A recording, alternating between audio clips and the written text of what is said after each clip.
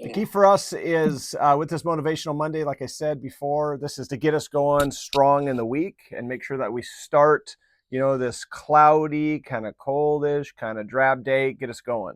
So good morning, good morning, good morning.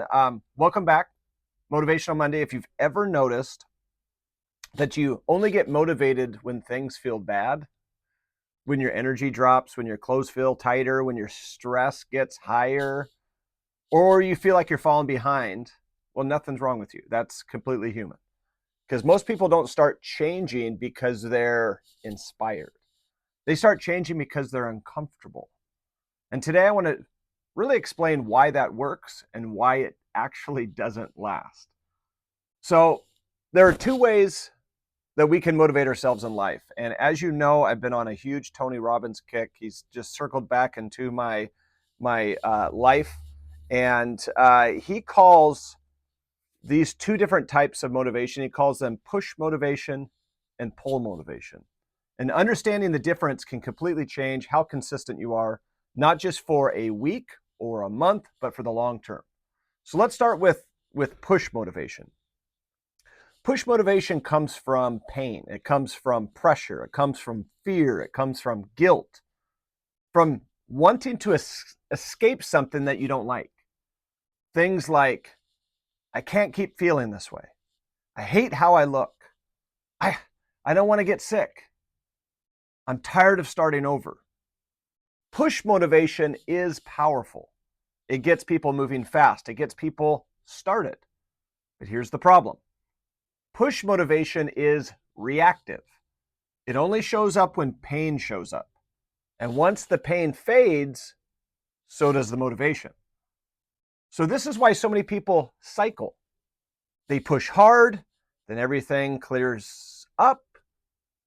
They get disciplined. They make progress. Then things feel better. And when things feel better, the pressure disappears and the habits quietly fade. That's not failure. That's biology. And it's really psychology doing exactly what they're designed to do. So let's talk about pull motivation. Pull motivation isn't about escaping pain. It's about moving towards something, a vision, an identity, a feeling, a life you actually want to live. Pull motivation sounds like, I want energy for my family. I want to feel strong and capable. I want to wake up clear-headed, rested. I want to be someone who takes care of themselves. Pull motivation doesn't rely on guilt. It relies on meaning. And meaning is what sustains effort when things aren't urgent. So here's the key idea that I want to share with you today. And I'm hopeful that you can remember this. Push motivation gets you started. Pull motivation keeps you going. You don't need to eliminate push motivation. It serves a purpose. But if pain is the only reason you move, you're always going to stop once you feel better. So let's make this practical. If your fitness routine only exists because you're unhappy with your body or your physical state, that's push motivation. If your nutrition only cleans up after a big binge eating and you feel heavy and lethargic, that's push motivation.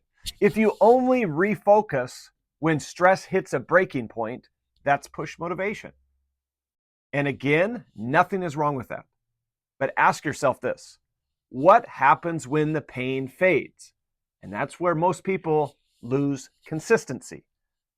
So pull motivation changes the question. Instead of asking, what do I need to fix? You start asking, what am I building? You don't train just to lose weight. You train to feel capable. You don't eat well just to avoid the consequences. You eat well because you like how it feels. You don't move because you have to do it. You move because it aligns with who you're becoming. And that's where sustainability lives. So here's something important. Pull motivation is quieter. It doesn't create urgency. It doesn't yell at you. It doesn't scare you into action. It gently pulls you forward. even on days when nothing feels wrong. And that's why it's easy to ignore, but it's also why it lasts. So here's the challenge I have for you this week. Take one area of your life, fitness, health, work, relationships, and ask yourself 2 questions. What am I trying to move away from? What am I trying to move towards?